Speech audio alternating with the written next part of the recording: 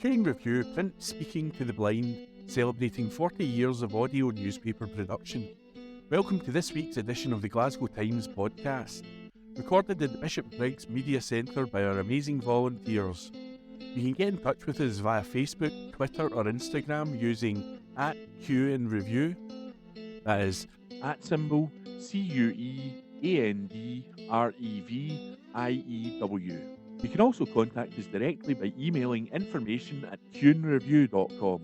That is INFORMATION@CuenDreview.com, or by calling 0141 772 3976. That's 0141 772 3976. The Glasgow Times on Thursday the 16th of February 2023. COVID-related deaths increase to 35 in latest weekly figures. An article by Lauren Gilmore and read by me, Corey. 35 COVID-related deaths were recorded in Scotland in the last week, an increase of 5 from the previous 7 days. National Records of Scotland, NRS, data also shows that 16,780 deaths have now been registered where COVID is mentioned on the death certificate. Of the deaths involving COVID in the latest week, the 7 days to February 12th, 17 were female and 18 were male. 25 were aged 75 or older, 5 were aged between 65 and 74, and 5 were under 65s. Meanwhile, the number of flu-related deaths has fallen for the last 4 weeks consecutively, with 15 deaths recorded in the last week. The standardised death rate for deaths involving COVID-19 in January was 59 per 100,000, which is a slight change from 60 per 100,000 in December. NRS statistician Julie Ramsey said, "The latest figures show that last week there were 35 deaths where COVID-19 was mentioned on the death certificate. This is 5 more than in the previous week. After a sharp rise in week 2 of 2023, deaths involving influenza have fallen for 4 consecutive weeks. There were 15 deaths where flu was mentioned in week 6, which is 5 fewer than in the previous week." That article is from the Glasgow Times. It was written by Lauren Gilmore and it was read by me, Corey. East Dunbartonshire Visually Impaired People's Forum, EDVIP. If you know someone who is blind or visually impaired, a warm welcome awaits them at the Park Centre in Keir Street, Kirkintilloch. They meet every day on Wednesday at 10 a.m. until 11:30 a.m. They chat over tea, cake and coffee, and support each other to achieve their maximum independence. There are regular speakers, craft groups and events. The Glasgow Times on Thursday the 16th of February 2023.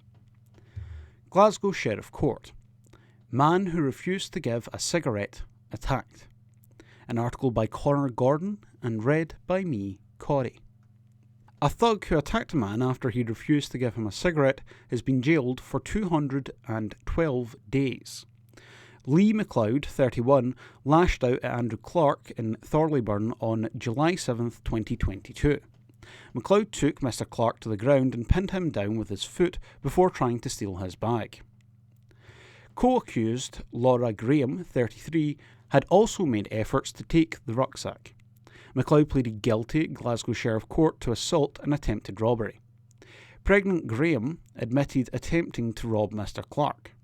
The court heard that the pair approached Mr Clark, who was standing at a bus stop. Prosecutor Katie Bell said MacLeod asked him for a cigarette and alcohol, but he refused to give him anything. Both men faced up to each other, and MacLeod grabbed Mr Clark by his jacket and rucksack and then struggled with him. This caused Mr Clark to fall to the ground.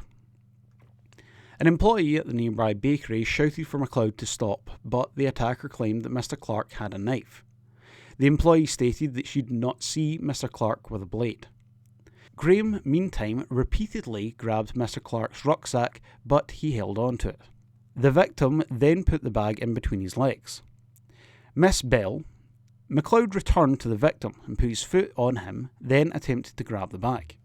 MacLeod and Graham then fled the scene before police arrived. MacLeod was traced and asked why the lassie was not getting done with anything. He then gave Graham's name and address to officers before she was then traced. Isla Sinclair, defending MacLeod, told the court that he has little recollection of the incident. She added, "He is utterly disgusted with himself." Sentence was deferred until next month for Graham by Sheriff David Taylor.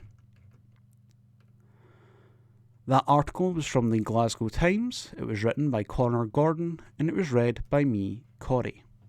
The Glasgow Times on Thursday, the 16th of February 2023. Business briefing. Ryanair creating 200 jobs after new Glasgow routes announced.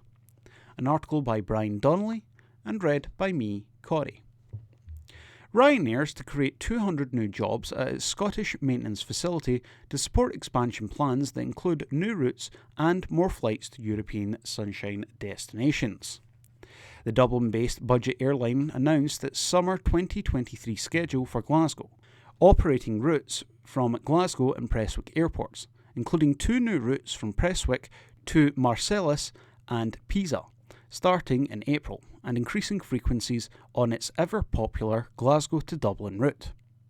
The carrier plans further expansion in Glasgow and Edinburgh, with jobs out with maintenance also expected to be created as the company pushes its growth plans. Ryanair said it will operate 150 weekly flights to and from Glasgow this summer, which is a 6% growth on last year, connecting top European destinations like France, Italy, Portugal and Spain, among others. It said this is underpinned by its 2 new aircraft, representing a $200 million investment, and that its increased connectivity and traffic growth will deliver much-needed inbound tourism, while offering Glasgow citizens and visitors the widest choice and lowest fares when booking their summer 2023 getaways. Ryanair said it supports over 1,400 jobs in Glasgow, including 550 direct pilot, cabin crew and engineering jobs. In addition to the more than 500 highly skilled professionals already employed at Ryanair's state-of-the-art maintenance facility at Prestwick, it is now seeking to fill another 200 roles to support the maintenance of Ryanair's fleet as it grows to 600 aircraft by 2026, the firm said. Jade Kirwan of Ryanair said, "Ryanair is pleased to announce our summer 2023 schedule for Glasgow, with over 150 weekly flights across 18 sunny hotspot destinations, including 2 new routes from Prestwick to Marseilles and Pisa, offering Glasgow citizens and visitors even more choice for their summer holidays at the lowest fares in Europe. And for those looking to get away and soak up some sun with the family this summer, you can now spread out the cost of your holiday by paying half the fare now and the other half up to 40 days pre-departure when you book Ryanair's Family Plus bundle, making family holidays more accessible for everyone. To facilitate Ryanair's growth in Glasgow and across our wider network of more than 235 locations, we are hiring another 200 highly skilled professionals for our state-of-the-art maintenance facility at Prestwick to support the maintenance of Ryanair's fleet as it grows to 600 aircraft by 2026. We are looking forward to welcoming thousands of customers and visitors on board our flight to and from Glasgow this summer, as Ryanair continues to deliver more traffic, connectivity and lower fares than any other airline for the UK. That article was from the Glasgow Times. It was written by Brian Donnelly and it was read by me, Corey.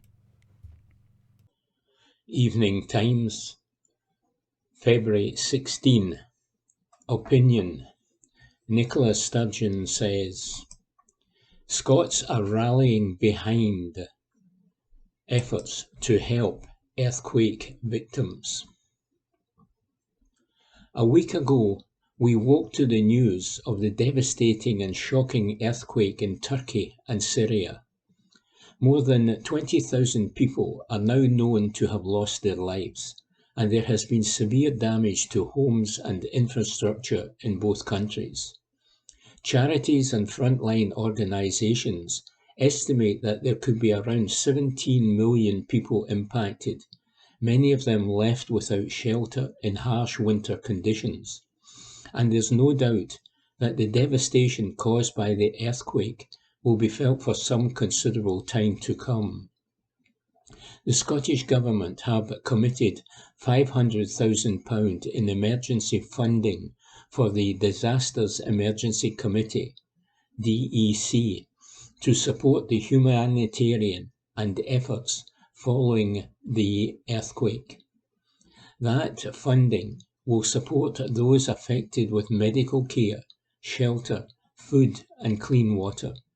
Members of our emergency services have also been deployed to help the search and rescue operations and efforts on the ground. Members of the public can pledge support and make donations to the DEC appeal in a variety of ways, and I would encourage everyone to consider donating to the DEC if they can afford to do so. I know how tough times are for families across Scotland right now, but the people of Turkey and Syria desperately need our support. Closer to home, many people, households and businesses are continuing to suffer real hardship due to the spiralling costs of basic essentials and the rising cost of living. A new report from the National Institute of Economic and Social Research warns that households in Glasgow and across the United Kingdom could face a £4,000 financial hit from the cost of living crisis this year. The Office for Budget Responsibility estimates that the UK faces a recession that will last for more than a year, and the International Monetary Fund suggested last week that Britain will be the only G7 country whose economy is forecast to shrink in 2023. And it is predicted that a quarter of households, around 7 million across the UK, could be unable to fully meet their planned energy and food bills in the next financial year.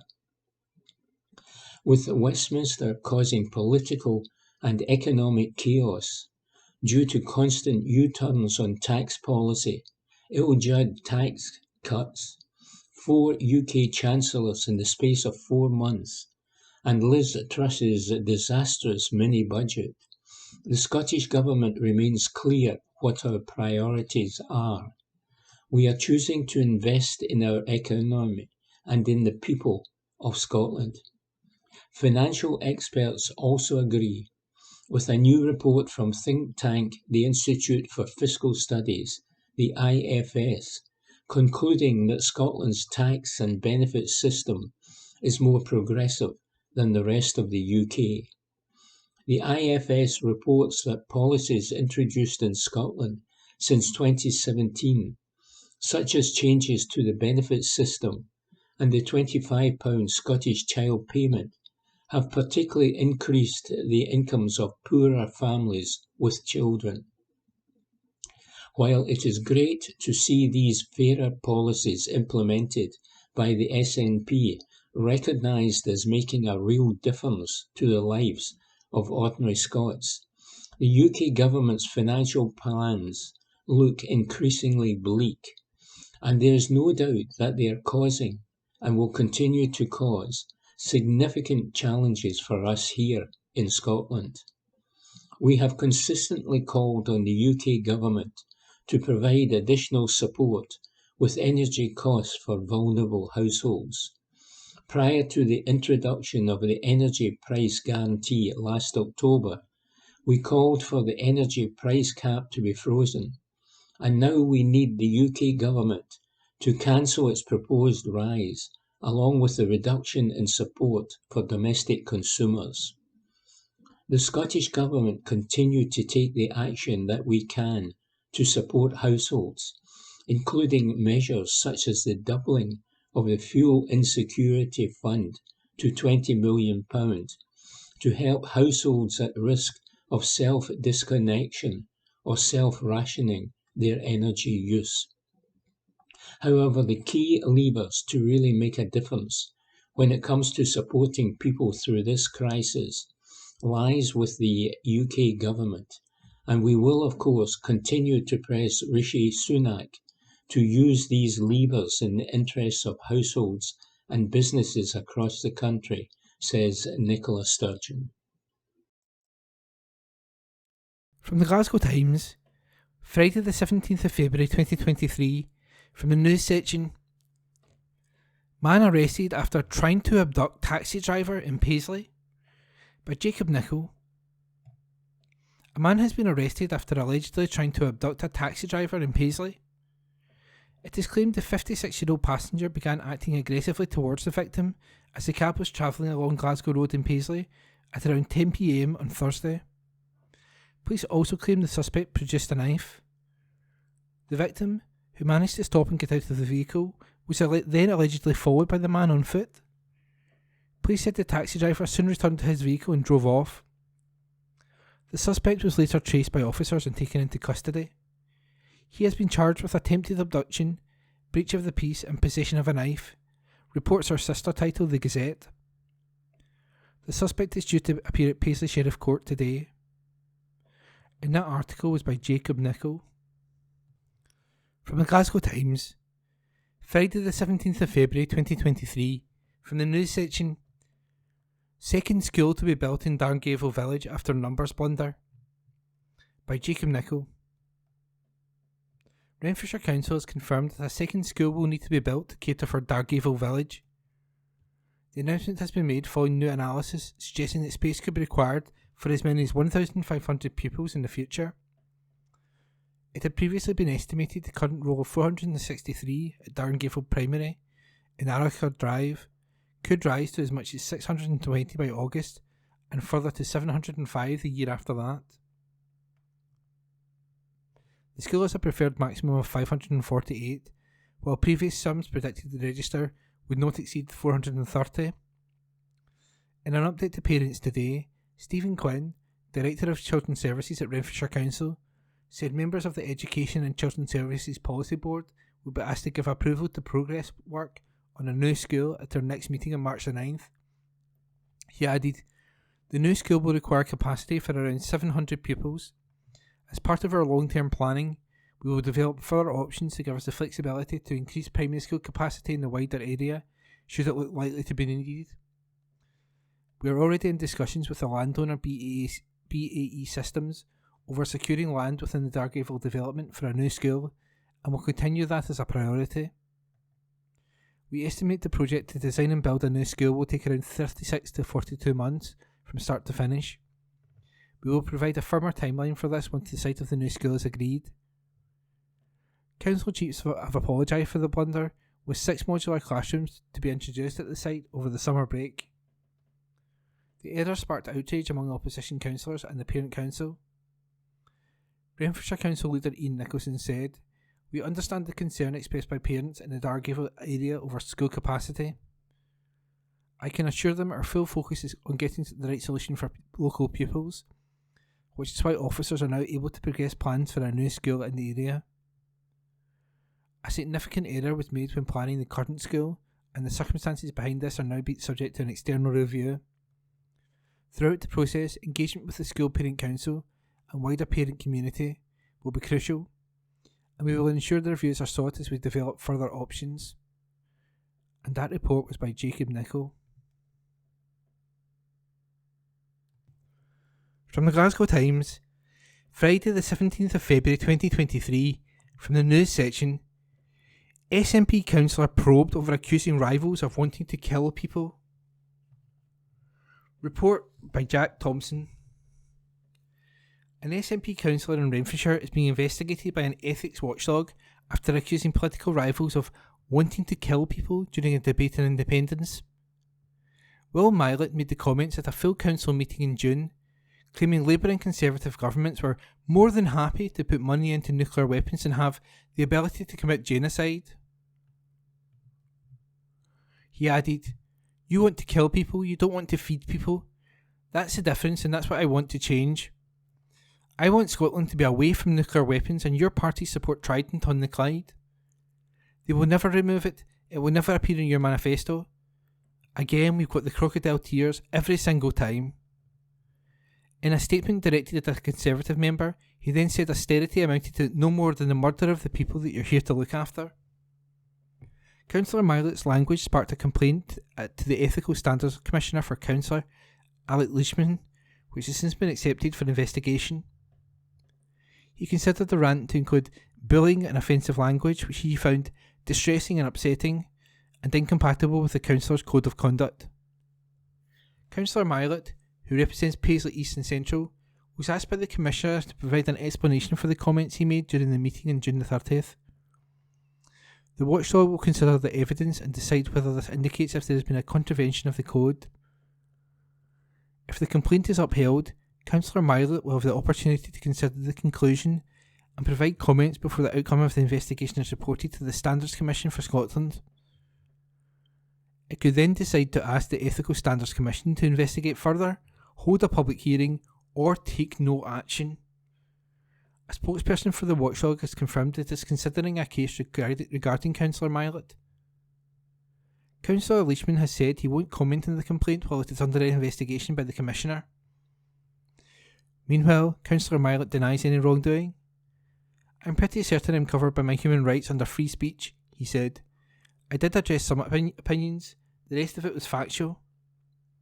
If the Conservatives can't handle the facts, they need to reconsider what party they want to be in." And that report was by local democracy reporter Jack Thompson. Evening Times, February 17. Dumbarton Castle to reopen tomorrow. Report by Esther Tarney. A famous castle in West Dunbartonshire is due to reopen tomorrow. Visitors will once again be able to enjoy the iconic landmark which once sheltered Mary, Queen of Scots, before she fled to France. Craig Mertens, Director of Operations at Historic Environment Scotland, HES, who looks after the site, said, "I am very pleased to announce that Dumbarton Castle is reopening this weekend ahead of schedule. Our staff have been working very hard to get the castle ready, and we very much look forward to once again welcoming visitors through the gates of this iconic fortress." Access was restricted at the start of last year as a safety precaution, while HES dealt with potentially unstable high-level masonry. A few closures are still in place, including at the Spur Battery, and ground-level restrictions around the base of the rock. Glasgow Times on Monday the 20th of February. Lifestyle. Glasgow Church, designed by Charles Rennie Mackintosh, reopens. An article written by Rebecca Newlands. A Glasgow church, which is the only one designed by Charles Rennie Mackintosh, will reopen for its new season. Queen's Cross Church was opened in the city's Maryhill district in 1899, and Mackintosh, who was then a young, budding apprentice, was entrusted as its architect. While he designed an Anglican cathedral in Liverpool, it was never completed, which makes the North Glasgow Church a unique landmark. Known as the Mackintosh Church, the venue is being opened with the assistance of the Charles Rennie Mackintosh Society for the 2023 season on Monday, that's today. Visitors will be able to see the magnificent stained glass windows, including the iconic Blue Heart window. Other highlights include decorative carvings of birds, insects and plant forms, and a communion table, also designed by Mackintosh. Guests can unwind with a coffee in the hall while watching one of the Mackintosh films, and check out the range of books in the library and resource centre and gifts for sale.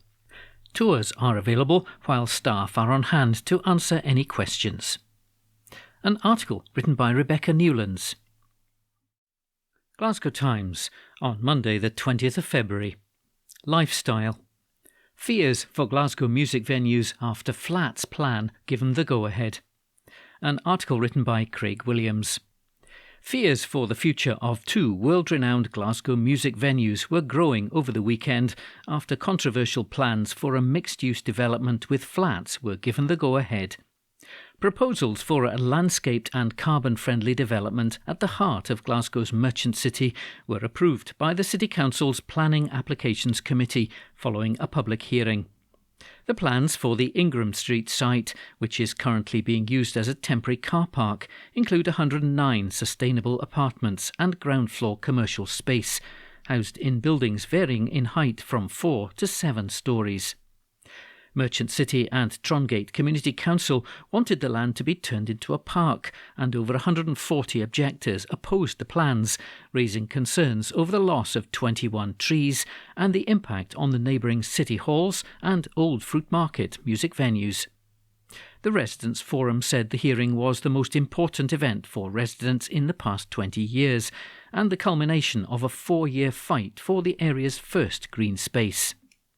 The hearing heard from a sound expert who objected to the plans and said that no amount of noise mitigation could prevent noise seepage from such close proximity.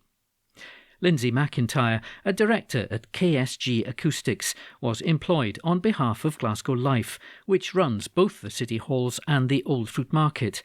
She said she'd been deeply concerned since the inception of these proposals about the adverse effects on the Old Fruit Market and the City Halls as a result of placing new noise-sensitive dwellings within such close proximity.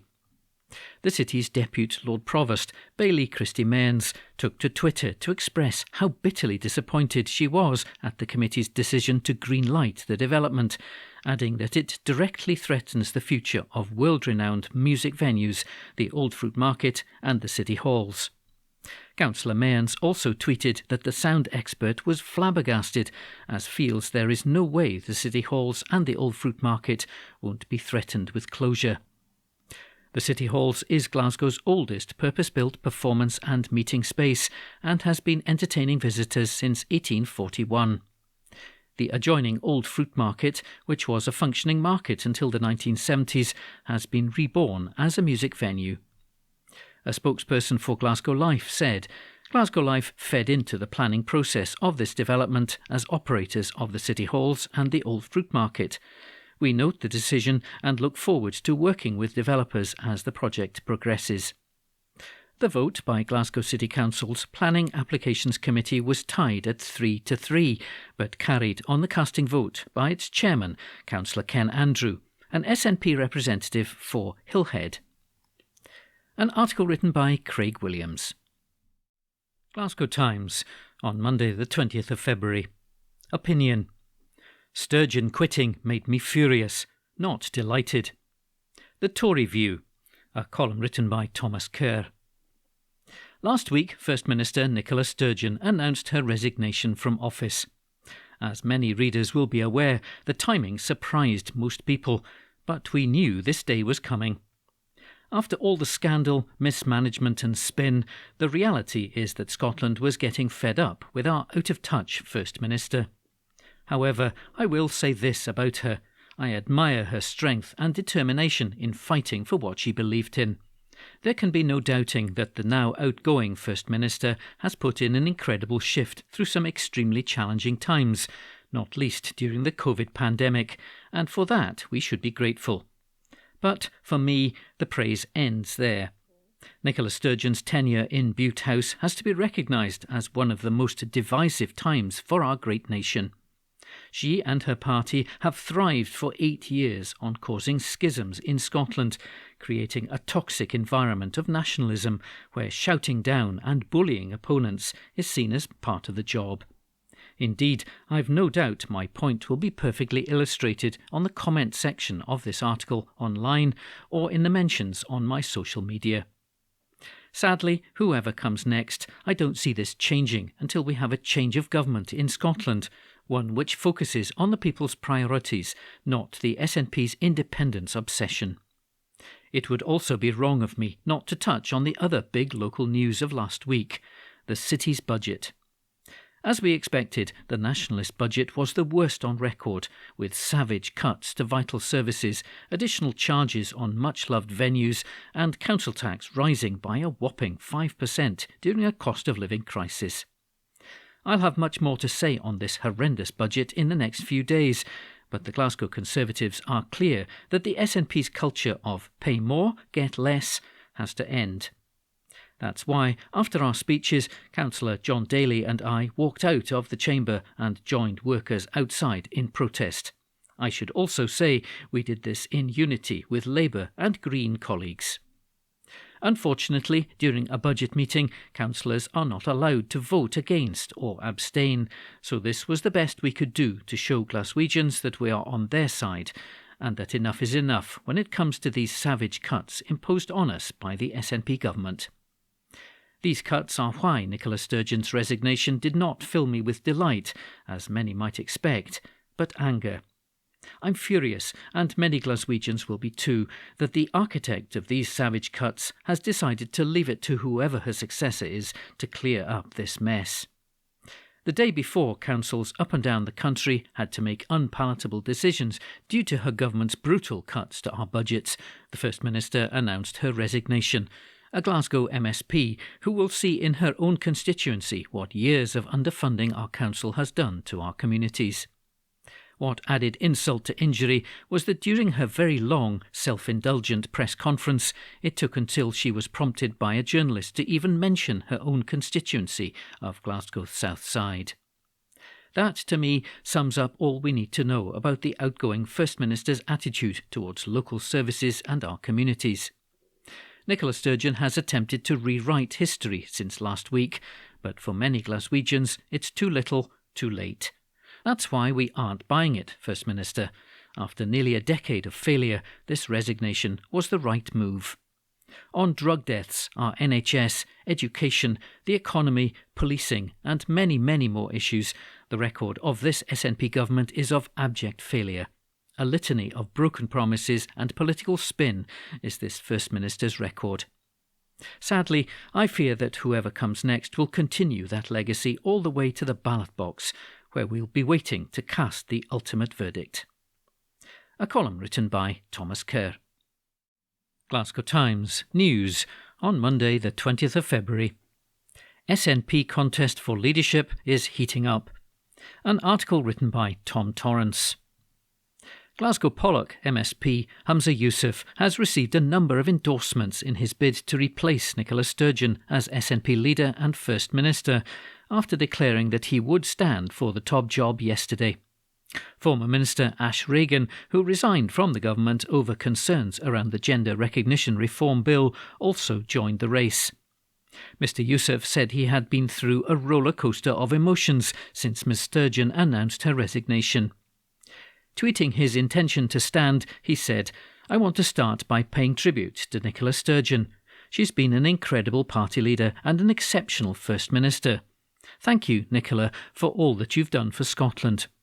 I've thought hard about it, and I've decided to put myself forward as Scotland's next First Minister. I'm doing it because the top job requires somebody who has experience, and I've been trusted by Nicola Sturgeon with some of the toughest jobs in government, as Transport Minister, as Justice Secretary, and now entrusted to steer our NHS through its recovery from the global pandemic. But I'm also doing it because I believe in independence with every fibre of my being.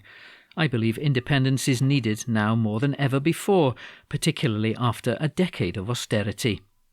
Now our opponents are desperate to talk about process. I want us to talk about policy. I want us to build and grow our movement from the grassroots upwards. I'm also putting myself forward because, let's be honest, there's far too much division in our society. There's far too much division in our political discourse. And I believe I have the skills to reach across the divide and bring people together, be that in our own party or indeed across the country. SNP Deputy Leader Keith Brown revealed he would not bid to replace Ms Sturgeon and would not endorse a candidate for the leadership, but other senior party figures have publicly backed the two candidates who declared in the past 24 hours. Ukraine Minister Neil Gray ruled himself out of the running and threw his weight behind Mr Youssef, who also won support from former Minister Graham Day and MP Anne McLaughlin. Mr Gray tweeted, "I've seriously considered, with family and colleagues, whether I'm the right person to do that job. I've concluded that with my children the age they are, and given I'm relatively new to government, now is not the right time for me." He went on to say that Mr Youssef has the skills and experience for the job. Public Health Minister Marie Todd celebrated Mr Youssef's announcement, urging him to go for it, but did not offer outright support for the Health Secretary's candidacy. Meanwhile, former Community Safety Minister Ash Regan secured the support of MP Joanna Cherry. Both politicians have been critical of the current SNP leadership. Ms Cherry, the MP for Edinburgh South West, tweeted, "I'm proud to support Ash, given her solid left-wing credentials working with Commonweal and the courage and leadership she's shown in standing up for the rights of women and girls." Ms Regan outlined part of the platform she would stand on in the hopes of securing the keys to Bute House. In a statement tweeted yesterday morning, she said she believes any majority of votes for independent supporting parties in a Holyrood or UK election should be counted as a vote for independence and be enough to start negotiations for Scotland's exit from the Union. An article written by Tom Torrance. Glasgow Times News on Monday the 20th of February. Ambulance strikes continue as junior doctor ballot to be announced. An article written by Lois Mackenzie. Thousands of ambulance workers are staging a fresh strike today as the long-running dispute over pay and staffing continues. A ballot of junior doctors in support of industrial action will also be announced today. The GMB union said that more than 11,000 of its ambulance workers will walk out in England and Wales, including paramedics, emergency care assistants and call handlers, with ambulance workers in the Unite union in parts of the country also on strike. Junior doctors in the Hospital Consultants and Specialists Association in England have said that they will strike for the first time in the union's history on March the 15th in a dispute over pay. Around 45,000 junior doctors who are members of the British Medical Association, or BMA, in England have also been balloted on strike action, with the result to be announced later today. The BMA has already warned it will stage a 3-day strike if there is a yes vote. Meanwhile, civil servants working for the Animal and Plant Health Agency are beginning their second week of strike action. Members of the Public and Commercial Services Union, based in Bristol and Carlisle, are taking action as part of a long-running dispute over pay, jobs, pensions and conditions in the civil service. The union said strikes at the Animal and Plant Health Agency are believed to have already caused delays for imports and exports, including caviar. A Public and Commercial Services Union spokesperson said, "Ministers should be ashamed that while some members of society are bemoaning a lack of caviar on their dinner plates, 40,000 of their own workers are using food banks. Our members should not be forced to choose between heating and eating.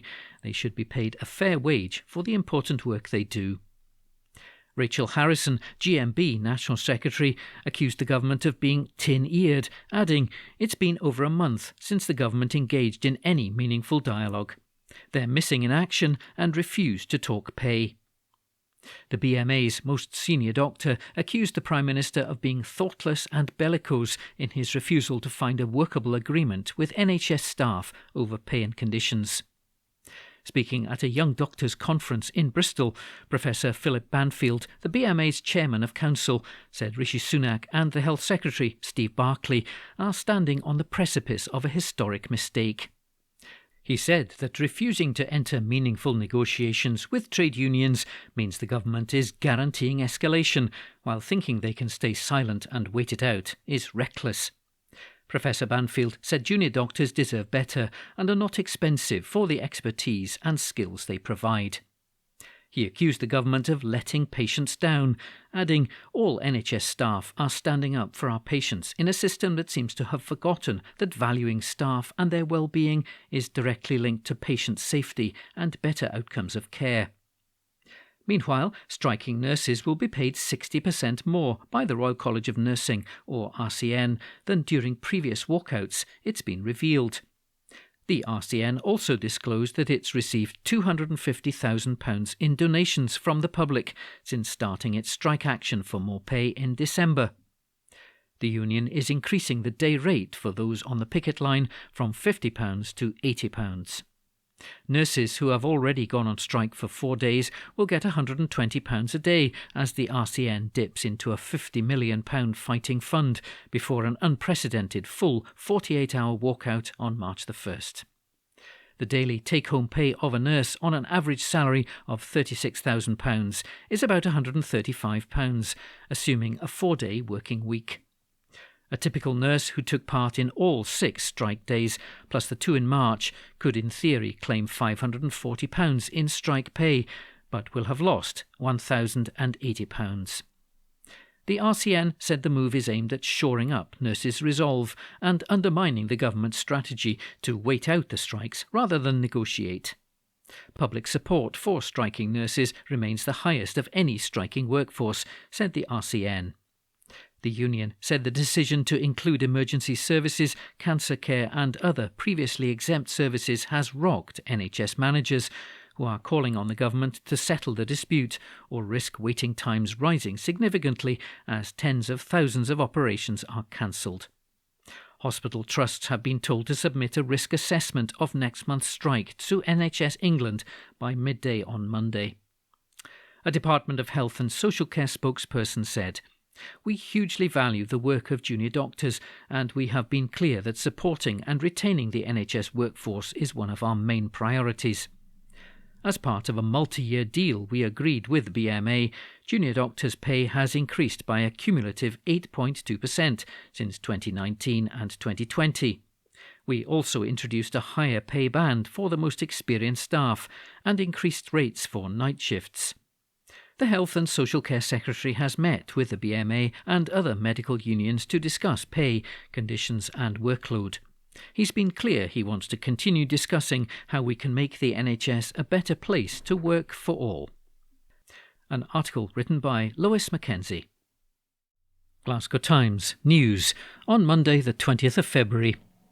Waverley steamer will sail this summer despite fuel costs. An article written by Alistair Dalton. The historic Waverley paddle steamer is costing £13.50 per minute in fuel, although bosses are confident it will sail this summer after 60% of the £180,000 appeal target was raised within a month. The emergency funding is needed to pay for the annual maintenance of the world's last seagoing vessel of its type, after soaring fuel costs caused a shortfall. Fuel accounts for half of the Glasgow-based Waverley's operating costs and left insufficient reserves for the ship's yearly winter inspection. Waverley Excursions, which raised more than £130,000 since launching the appeal on January the 19th, said it was optimistic it could send the 76-year-old vessel to dry dock for its annual maintenance, the ship's biggest expense, as scheduled next month. The ship, which carried more than 100,000 passengers last year, is due to resume sailings down the Clyde from its base beside the Glasgow Science Centre in May, before tours to Oban and the Inner Hebrides, the Bristol Channel, the South Coast and London. General Manager Paul Semple revealed last year that a £4 fuel surcharge announced in May had been insufficient to offset fuel prices rocketing from 55p to around £1 a litre, meaning the Waverley was costing £13.50 a minute to run in fuel. A spokesperson for Waverley Excursions said, "The appeal has been doing well, with our running total now over £130,000, with more than 1,500 individuals having donated. We remain optimistic that further donations will come in and will hopefully reach the target of £180,000. Tinabruich Pier Association made a generous £5,000 donation to our appeal at their annual general meeting 2 weeks ago. There is no fixed deadline for the appeal target, however the ship is due into dry dock at the end of March. Working on the principle that the appeal has been successful so far, we're optimistic that we'll be able to raise the funds to send the Waverley to dry dock and meet our start-up costs for the 2023 season. The total raised so far shows the Waverley's fiercely loyal supporters have again rallied to contribute after they helped achieve a series of previous fundraising targets for similar work, and a £2.3 million appeal for a new boiler in 2019.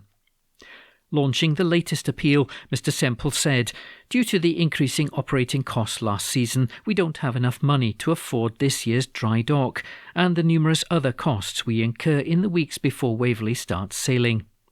Last year, our fuel costs increased by over 60%, or in real terms by over £300,000. This is a cost which the owning charity hasn't been able to withstand. We urgently need to raise funds, or we simply can't afford the start-up costs for this coming summer season. Operating a historic steamship like the Waverley is inherently expensive. We're now spending over £600,000 a year just to maintain her in operating condition." An article written by Alistair Dalton. From the Glasgow Times, Tuesday the 21st of February 2023, from the news section, "Buses in Glasgow could be forced off the road due to strike action," by Lauren Brownlee. Upcoming strike action could be forced buses off the road in Glasgow, a union has revealed. Unite has confirmed that Bidvest Noonan workers contracted to clean and refuel buses for the First Bus are set to strike in a dispute over pay.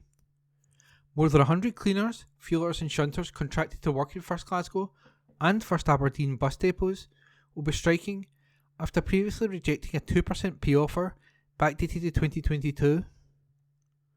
It is claimed that wages at the company start at £9.62 per hour. From April, £10.42 per hour will be the national minimum wage. Meanwhile, Unite revealed that Bidvest Noonan made a profit of £9.5 million for the year ending in June 2022, up from £5.6 million in the year ending June 2021. According to the union, with cleaning, refuelling and recharging of the electric buses not carried out on the days of industrial action, buses may have to be taken off the roads for safety and recharging reasons. Sharon Graham, Unite General Secretary, said, "Bidvest Noonan's pay offer is totally unacceptable. This company is making millions and can well afford to pay fairly. It is no excuse for not doing so. Quite simply, these buses couldn't operate without our members, who have Unite's full support as they stand up for better jobs, pay and conditions."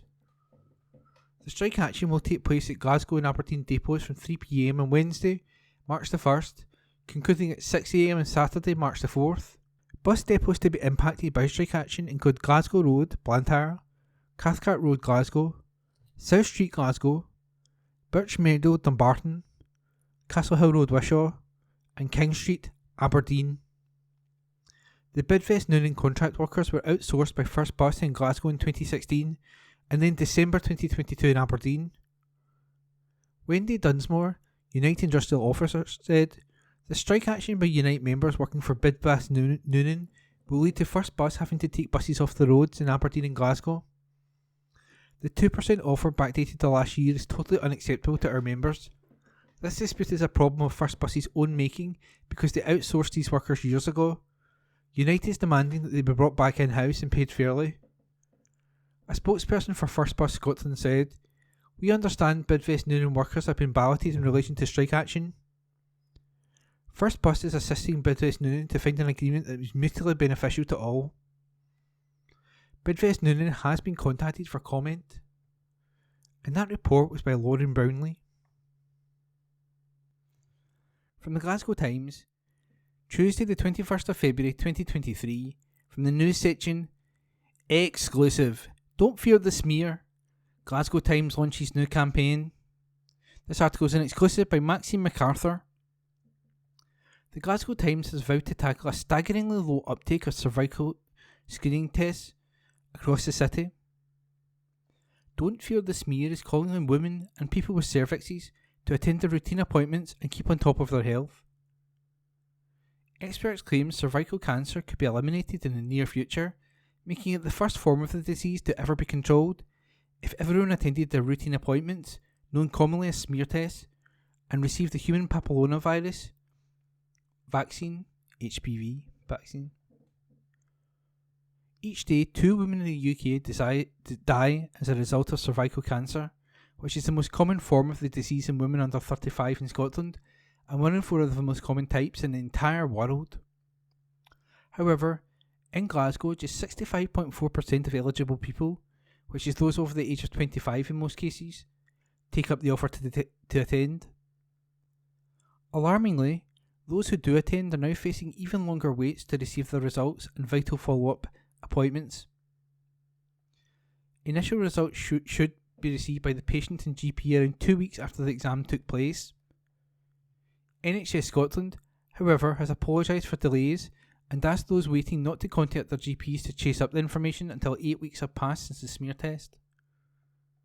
Meanwhile, those who test positive for HPV and thus require a more in-depth colposcopy have been warned wait times could be up to 1 year, with coronavirus backlog being blamed for the wait.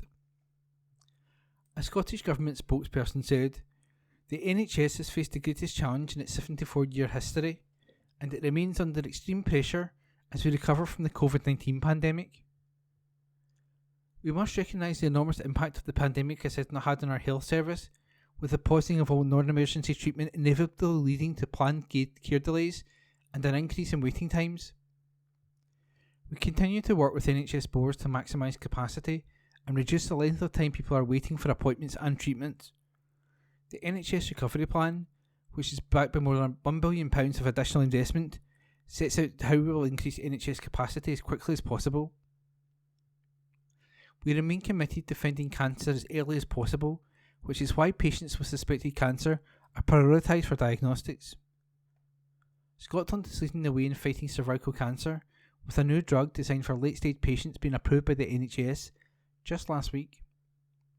However, fears have been raised that a long follow-up wait period could only increase the risks of the HPV virus mutating into the dreaded cervical cancer, but will also put people off attending their smear test. Campaigners have warned anything less than prompt service can create the mindset of the test being pointless, which leads to drops in attendance and missed opportunities for detection. NHS Greater Glasgow and Clyde have the lowest uptake in smear tests in those aged 35 to 49, according to the most recent figures revealed by Public Health Scotland from 2020 to 2021. Just 49.7% of people aged 25 to 29 years old attended theirs in the same period, making it the second lowest attendance for the age bracket in Scotland and the lowest for the health board area, only beating NHS Lothian with 46.5%. Meanwhile, uptake in those aged 30 to 34 years old and to 50 to 54 years old is also among the lowest in the country, with figures revealing 60.4% and 77.5% of people attended appointments, respectively. Those aged 55 and above show slightly higher uptake rates, yet they still fail to reach a higher than 77.5% uptake rate. A spokesman for NHS Greater Glasgow and Clyde, NHS GGC, apologised for any delays and insisted urgent follow-up appointments were being treated as a priority.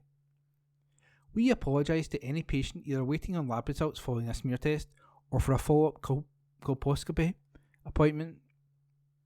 We understand the anxiety this can cause our patients, and we'd like to reassure all women that all urgent follow-up colposcopy cases continue to be prioritised, with assessments completed within 4 to 5 weeks. We are working hard to increase our colposcopy capacity in response to an increase in referral rates.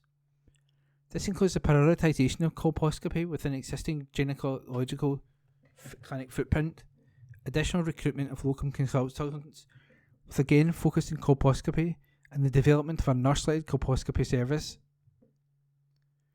We continue to urge women to come forward for their screening appointment, as this continues to be the best chance to catch and review any abnormalities at the earliest possible time and increases patient outcomes in the long term. And that report was an exclusive by Maxine MacArthur. From the Glasgow Times, Tuesday the 21st of February 2023, from the news section, fire breaks out on a busy street in Cambuslang. Report by Rebecca Newlands.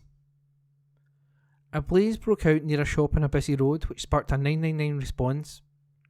Plumes of smoke could be seen at Main Street in Cambuslang on Tuesday morning, while firefighters and appliances worked to extinguish the fire. A witness alerted the emergency services when they noticed the smoke and smell. They told the Glasgow Times, "I was out walking my dogs just after 9 this morning when I noticed a large volume of smoke coming from behind the William Hill on the Main Street. I couldn't see exactly where the fire was coming from." The witness then called the fire brigade, which arrived soon after. They added, "Towards the end of the incident, the Main Street was blanketed in smoke, and there was, and still is, a horrible acrid smell. I'm not sure what specifically was on fire. There were a few builders standing around the back, so either something they were doing caught fire or they were burning waste from the building." The Scottish Fire and Rescue Service confirmed that they had been called to the area after rubbish caught fire. They have since left the scene. A spokesperson said, "We were alerted at 9:27 a.m. on Tuesday, February the 21st, to reports of rubbish on fire behind a commercial premises on Main Street, Cambuslang. Operations Control mobilised 3 appliances to the area, where crews extinguished the fire and made the area safe before leaving the scene at 9:53 a.m. There were no casualties." And that report was by Rebecca Newlands. From the Glasgow Times, Tuesday the 21st of February 2023. From the news section, exclusive. Glasgow artists to take on London Marathon in honour of Gran. This article is an exclusive by Marissa McWhirter. A popular Glasgow artist is set to run their first ever marathon in honour of their grandmother. Chelsea Frew is known around the city for their eye-catching murals and colourful paintings. Both as a member of the mural collective Kobold and independently, Chelsea's illustrations make up some of Glasgow's favourite public artworks, like the Shuggy Beam mural at the Barras and the massive Lyd Lockheed-inspired mural in the city centre. Now, Chelsea will take on the fantastic fundraising challenge of running the London Marathon on April the 23rd to raise money for Alzheimer's Scotland after their grandmother was diagnosed with the disease 2 years ago. Chelsea said, "I'm raising money for Alzheimer's Scotland because it's a charity close to me and has helped my family a lot. My gran has Alzheimer's and it's horrible, not just for the person with Alzheimer's but for the whole family going through the experience of it as well." Chelsea comments the work the charity does is a lifeline for families in the same situation as theirs and is excited about undertaking the Marathon for Memory Challenge. Some of Glasgow's best known artists and small businesses have rallied behind Chelsea, helping to put together an impressive roster of raffle prizes to help with the fundraising efforts. Raffle prizes include original artwork, ceramics, event tickets, a VIP table at Bungo's Bingo, a voucher worth 75p for Curlach Hair Salon, and more. Chelsea said, "There are 17 prizes. Everyone has been incredibly generous. The prizes are from really well-known Scottish artists that have donated prints and original artworks. There are also haircuts from Curlach. There's a £40 voucher for the 78. SWG3 has donated a table to the infamous Bungo's Bingo with Prosecco and event tickets for Rum Shack. People I've known around Glasgow have really got behind me to help me hopefully raise all the money that we need for the marathon." Some of Chelsea's work is up for grabs as well, including a cap and an original painting. Jonathan Mitchell, head of stakeholder engagement at Alzheimer's Scotland, said, "We are delighted to have the support from Chelsea and are in awe of their incredible fundraising challenge in running the London Marathon.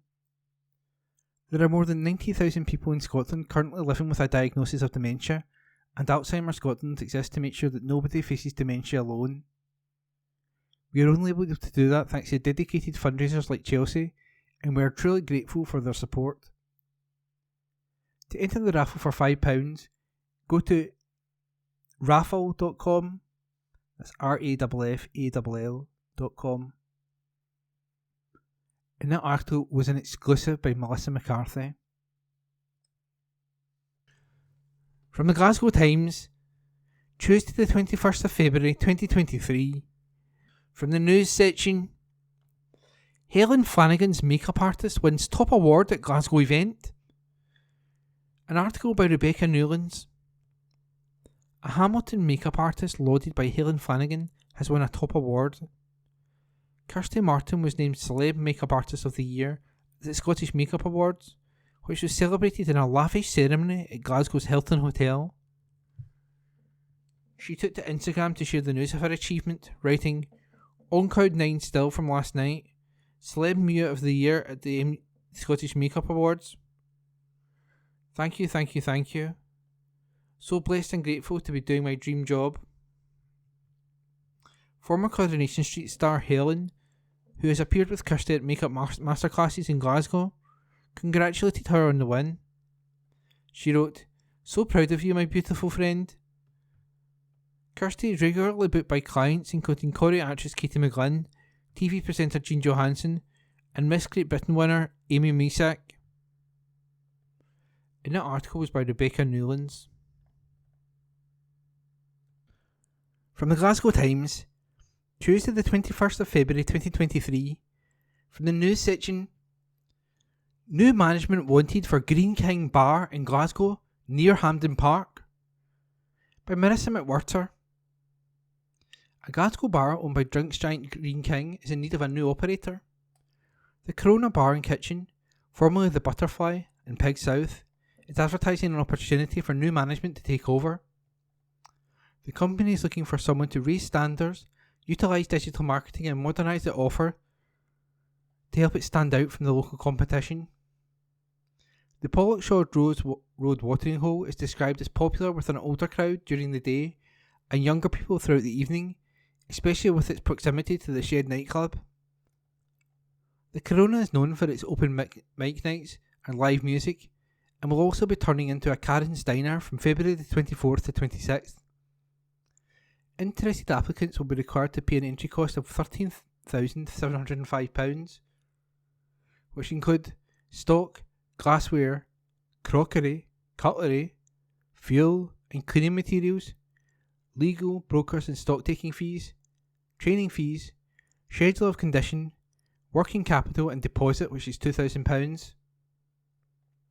Fixtures and fitting will be rented with some weekly payments made. Annual rent is priced at £42,300 with a forecasted operator turnover of £728,745 and a forecasted operator profit, including machine profit, of £44,325. Sandra Donnelly, Business Development Manager, wrote, "I am searching for an experienced operator who has excellent experience of food for this great bar in a prime location. The pub is close to Hampden Park and is known as the home of the Tartan Army, so is always packed on international match days. If the Corona is of interest, then please contact the recruitment team for further information." For more information, check out www.greenkingpubs.co.uk. And that report was by Marissa McWhirter. From the Glasgow Times, Tuesday the 21st of February 2023, from the news section, exclusive, severely ill man in 10-year wait to get moved from mouldy Glasgow flat. Exclusive by Stuart Patterson. A man has been fighting for more than a decade to get moved to a new house because mould is affecting his health. Alex Gordon, 66, has letters from his GP, consultants and an architect professor stating his living conditions have contributed to his health conditions and are making them worse. Over many years, Mr. Gordon has been repeatedly refused housing and was told his flat is suitable for his needs and for him to live in. He was told in 2018 he had no housing needs. The flat, owned by Wheatley Homes Glasgow, is a 3-bedroom 4-in-a-block lower flat home in the south of the city. Wheatley said it is now working to find a solution to his case. Mr. Gordon has been in dispute with the Housing Association for more than a decade over the condition of the flat. Both he and his wife were diagnosed with breathing problems, and Mr. Gordon with a mould allergy in 2013. He has been in hospital dozens of times and has had 5 operations since 2013. A letter from consultant respiratory physician Professor Malcolm Shepherd in 2019 stated his condition was indicative of persistent and chronic exposure of his upper airways to mould. He said, it is highly likely then that his repeated upper airway surgery and disease is related to ongoing mould exposure. Professor Shepherd added that the only real treatment is to reduce or eliminate exposure altogether. He added, "In the case of Aspergillus, this would require rehousing, and I would support the request for the rehousing from a clinical and immunological perspective." An architect, Professor Tim Sharp, inspected the flat and said Mr. Gordon should not be living there. He said, "During the survey there was evidence of high moisture readings and mould growth in the bathroom." He added that due to his health conditions, it would seem apparent that for this occupant, the building is not reasonably tenantable or habitable. Mr. Gordon said since 2011 he has been on strong antibiotics and medicine for mould allergies. He added, "Nobody listened to me." He said, "My mould allergy is a horrible illness and can never be cured. I will be suffering it till my last days. If I am rehoused to a better house, I will be suffering less, and I would not need excessive medication and regular operations." Mr. Gordon was taken by ambulance to hospital 3 times between September 2017 and May 2018 with breathing difficulties. The GP said in a letter that he had allergies to mould, and that inflammation and infection was a major contributing factor and he needs ongoing treatment. He added, "Living conditions obviously make a large part of this exposure." A handwritten letter from Dr. David Leslie to GHA in March 2018 stated, "I confirm that the above patient is suffering from a severe mould allergy, which I understand is due to the presence of mould and damp in his home. His mould allergy is having a serious effect on his health and, in my opinion, it is imperative that he is rehoused urgently." The GP also said, "There is no prospect of improvement in his symptoms unless he is removed from the source of the mould." In 2019, Glasgow Housing Association said they carried out 3 surveys of the home and found there is no dampness or mould. But Mr. Gordon said repairs have been attempted by the landlord at the cost of £10,500 but have not solved the problem. A spokesperson for Weekly Homes Glasgow said, "We take all reports of damp and mould very seriously and aim to fix any issues as soon as possible. As soon as we were made aware of the issues, we attended and carried out a full inspection, which showed some small areas of minimal damp and mould. Since then, we've tried to arrange dates for this work to be carried out, but, unfortunately, have been unable to gain access to the property.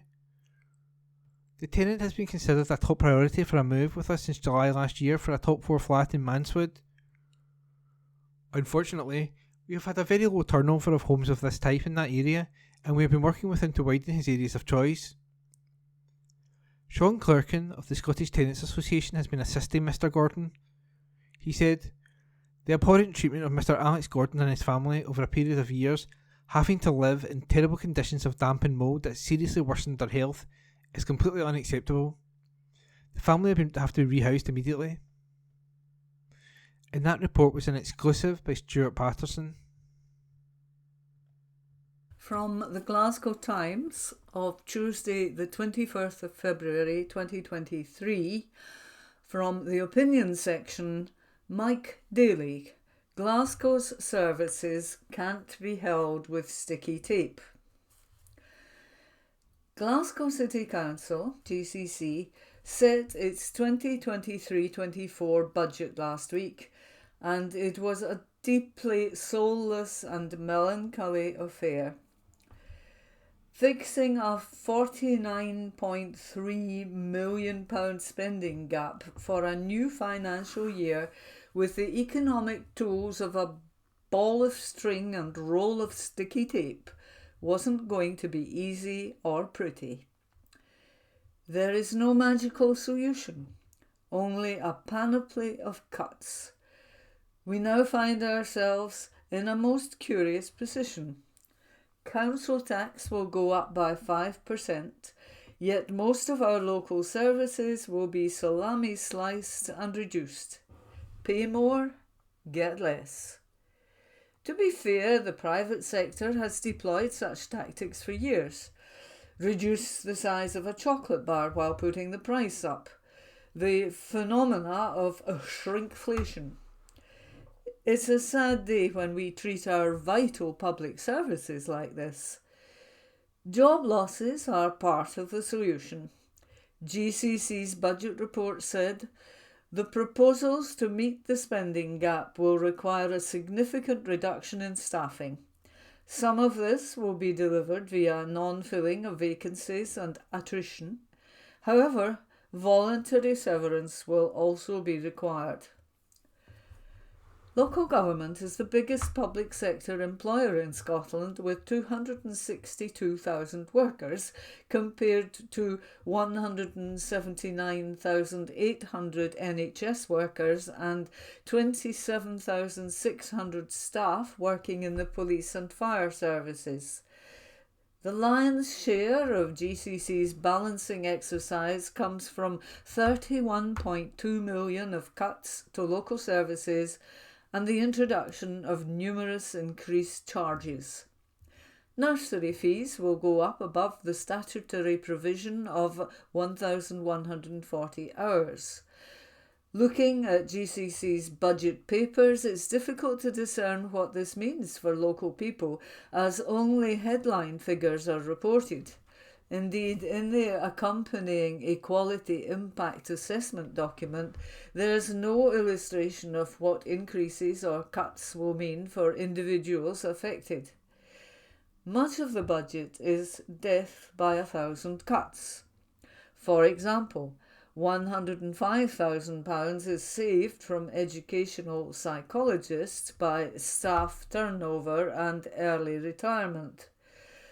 We currently have a dearth of such psychologists supporting our schools in Glasgow, so while many of these smaller cuts may look innocuous, I'd argue they aren't. Reducing the opening hours for free community assets is another strategy. So the hours of the tramway in Pollokshields will be reduced, as will the Mitchell Library. The opening hours of public swimming pools will be reduced. Museum services and community programmes are also reduced. Charges for outdoor public tennis courts during peak times will be introduced. All these initiatives seem short-sighted when we are trying to improve people's health and well-being as part of a national strategy. Almost £2.5 million will be generated from hiking up the cost of on-street parking across the city. Entering the Kibble Palace at the Botanic Gardens in the West End will now come with a charge. More than £2 million will be raised from brown bin permits. I find this proposal particularly weird. Most houses or tenements in Glasgow have hedges and gardens. If you're a homeowner, where are you supposed to put your grass and hedge cuttings? It's clearly an additional tax, but what if everyone doesn't get a permit? Will this just add to the ongoing untidiness and dirge of our city? How did we reach this decline in local services? Over the last 10 years, from 2013-14, local government's revenue settlement increased by 4.3% in real terms. This compares to an overall increase in the Scottish Government's revenue budget of 8.3%. There were successive real-term cuts to local government funding in all of the Scottish Government budgets between 2016 and 19. This trend was only reversed in 2021. It's also important to remember that council tax has effectively been frozen as a Scottish Government policy for most of the last 15 years, until last year.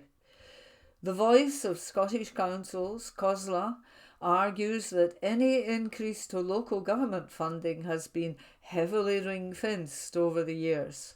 Funding for core services and local priorities hasn't increased. COSLA also contends that the costs and demand for local public services have gone up significantly over the past decade. We now have a worrying disconnect between Holyrood and local councils. Local services don't seem to be important to the Scottish Government and many MSPs. They appear to be an afterthought, while in reality they're vital for a good quality of life for all of our citizens. Holyrood priorities are out of kilter with the cost of living crisis. Putting 20 pence on a can of juice to fund an unworkable deposit return scheme is silly. A scheme that ignores the existence of blue bins.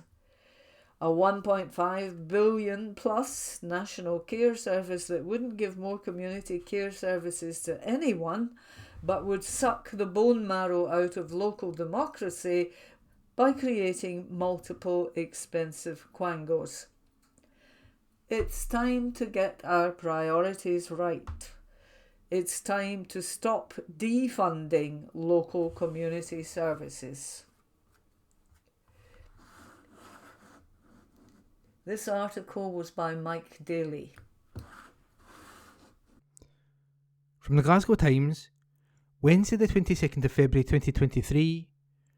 From the lifestyle section, Coronation Street star robbed by Glasgow man in terrifying armed raid, by Henry Vaughan. Dynasty star Stephanie Beecham has said she no longer feels safe in her cottage and has struggled to learn her lines after being threatened by a 2-foot metal bar in a terrifying armed raid.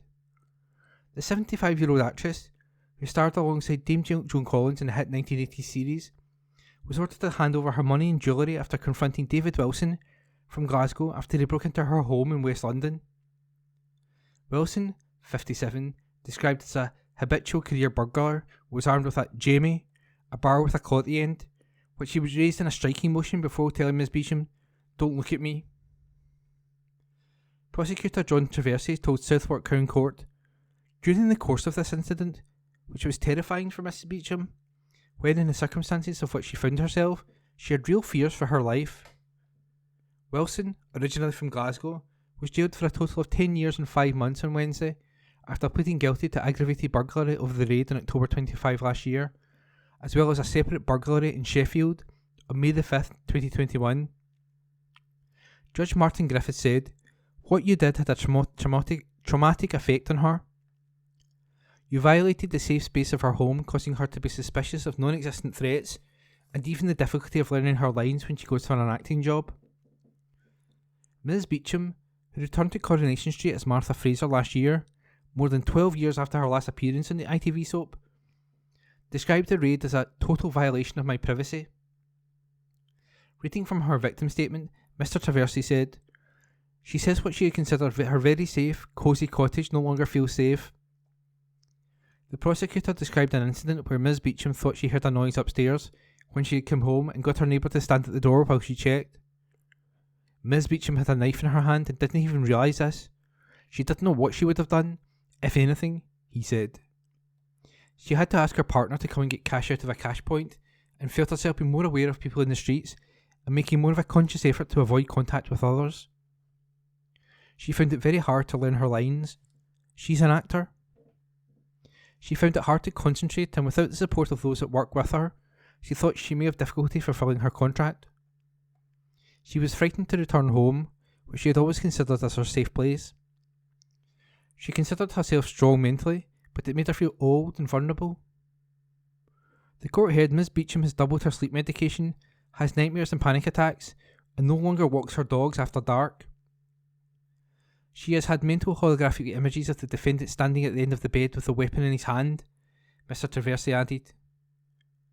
He said CCTV footage shows Wilson with his Jamie before climbing up and using the tool to open a Velux window to break into Ms Beecham's home.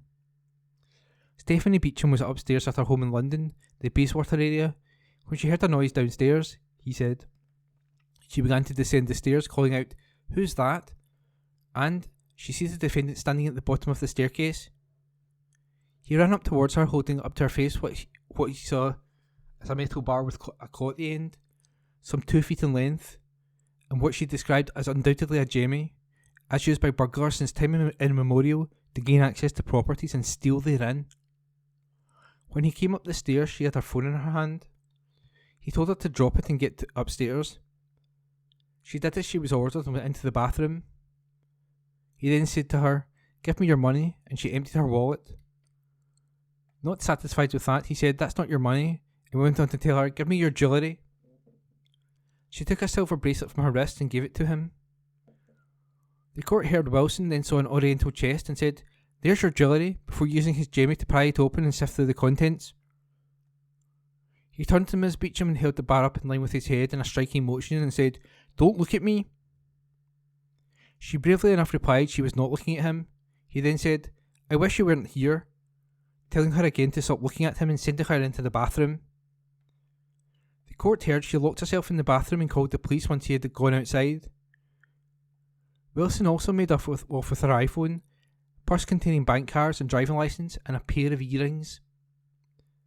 Ms. Beecham made her film debut in 1971's The Nightcomers with Marlon Brando, and also later starred in Dynasty spin-off The Colbys as glamorous Sable Colby. Wilson also admitted to a separate burglary at an elderly woman's home in Sheffield while she was in hospital, in which he stole the 1985 Paraplegic Snooker World Championship medal, a stepladder, and a mattress. He has 64 previous convictions, including 34 for burglary or attempted burglary, and 2 convictions for aggravated burglary. Claire Moore, defending, said her client had been addicted to crack cocaine and heroin since the age of 15, and had written a letter in which she said, "What I did was so wrong, and I understand the effect my offending had." And that report was by Henry Vaughan. From the Glasgow Times, Wednesday the 22nd of February 2023. From the lifestyle section, exclusive. Glasgow reacts to Morrison's supermarket fruit and veg shortages. Exclusive by Morgan Carmichael, Facebook reporter.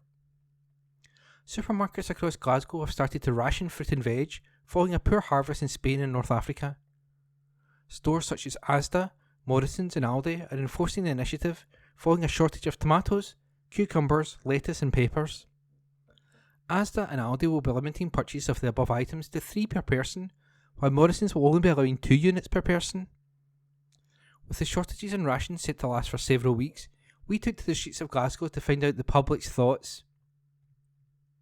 Heidi McLean, 48, from Springburn said, "I'm worried about it in the long term.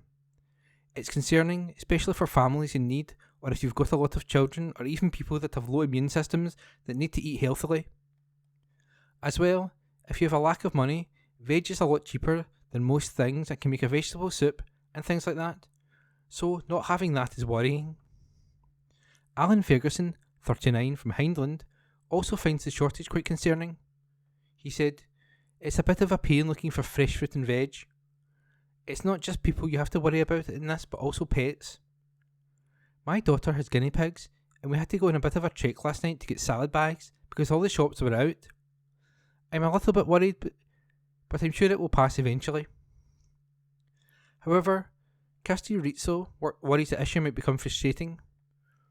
The 33-year-old from Alexander Parade said, "I'm not very concerned at this moment in time. But I guess if we can't get what we want week on week, then it will start to become frustrating more than anything else. Since COVID, I think we just have to live differently though, and I have gotten used to just making do with what we have." However, some Glaswegians do not think the shortages will have a big impact. John McCarthy, 78, from the Gallowgate area said, "I'm not worried about the shortages and restrictions. Things like cucumbers can't exactly be frozen and kept. Plus, when I went into Morrison's just there, I didn't see a shortage." Natalie Nyanviana, 44, from Dalmarnock said, "I'm not worried about the shortage in the supermarkets, as I usually get my produce elsewhere, like Lidl. I think there are still a lot of options in this. There's frozen fruit and veg, and there are other shops, so I'm not really concerned." Aside from the public, some East End businesses have been somewhat differently affected by the shortage. Cameron Beck, duty manager at the Pally, said, "I was doing my shopping last night and they had no cucumbers or tomatoes.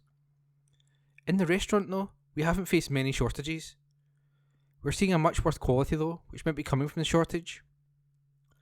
The Fork and Knife Cafe also added that they've been okay, but that tomatoes have been a bit harder to get a hold of recently. However, the cafe is still able to get a hold of them. A lot of cafes and restaurants, however, have not yet been hit by the shortage.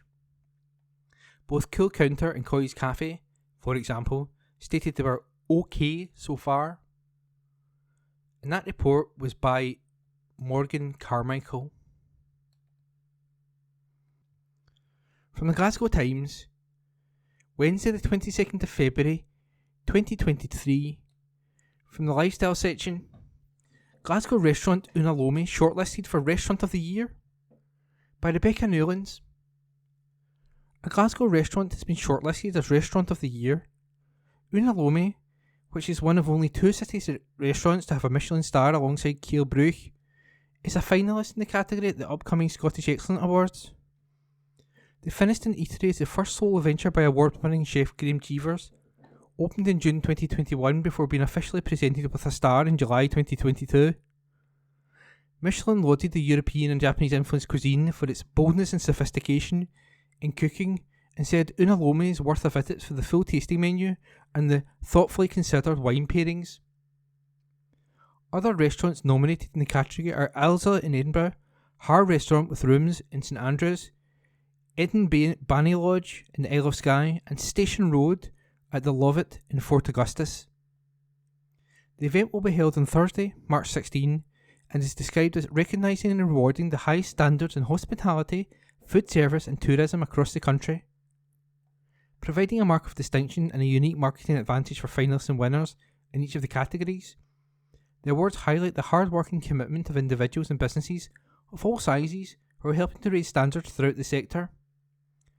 To find out more, go to www.scottishexcellenceawards.com. And that report was by Rebecca Newlands. From the Glasgow Times, Wednesday the 22nd of February 2023. From the comments section, George Redmond, to the SNP, independence is worth all this suffering. By Labour Party councillor in the Colton ward, George Redmond. Last week, the SNP set their budget for Glasgow. Amidst the hand-wringing and the protests, they were not happy with the settlement given to local government. There was no effort to fundamentally challenge the absurdity of the entire situation. How can SNP politicians in Glasgow go out and campaign for the very SNP politicians sitting in Holyrood when they're wreaking havoc on public services here? If SNP councillors in Glasgow believe that their colleagues at Holyrood are failing to listen to them, then how can they continue to support them? The truth is that the quality of public services here in Glasgow is subservient to their mission of independence. No matter how bad it gets, no matter what new charges have to be introduced, or who suffers as a result of cuts, SNP politicians will never truly break ranks because the goal of independence is worth all this suffering. Glasgow deserves better than the SNP who kowtow to their bosses in Edinburgh. Our city needs real champions who will stand up for local services and local people. It needs politicians who are honest about the challenge the city faces and honest about the steps needed to confront that challenge. Surely the first to get rid of the SNP government at Holyrood, which has shown itself to be indifferent. I was reflecting on the other significant event to take place in 2014, the best ever Commonwealth Games. It wasn't that long ago, not even a whole generation. And Glasgow did itself proud in staging those games. As with COP26, we became a focal point for people around the globe. Our typical Glaswegian hospitality was on full display, and the people of this city welcomed the world with open arms. But the success of the Games was also down to the strategic direction and investment from the council, at the time.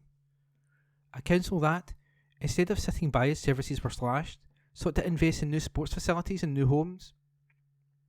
It is only a short period later, and Glasgow is caught in the clutches of a managed decline. Once the fastest growing urban area in the UK, we are now relegated to struggling to keep the lights on in council buildings. What's changed in that time? A lack of leadership and ambition from the SNP, both in the city chambers and at Holyrood. And crucially, a lack of investment. This year means that Glasgow has been forced to find cuts over £400 million since 2023-24, entirely down to the decisions of the SNP at Holyrood. That's £400 million of services that are forever lost. Opportunities for our young people that will never be realised. Opportunities to prevent illness and disease that will be foregone. Some 400 million opportunities to make Glasgow a better, fairer, cleaner and greener place to live and work. Gone. This year, Glasgow Labour decided that enough is enough. The Scottish Government has attacked Glasgow for far too long. Now is the time for Glasgow's politicians to stand up and be counted. And that was an opinion piece by George Redmond, Labour Party councillor in the Colton ward.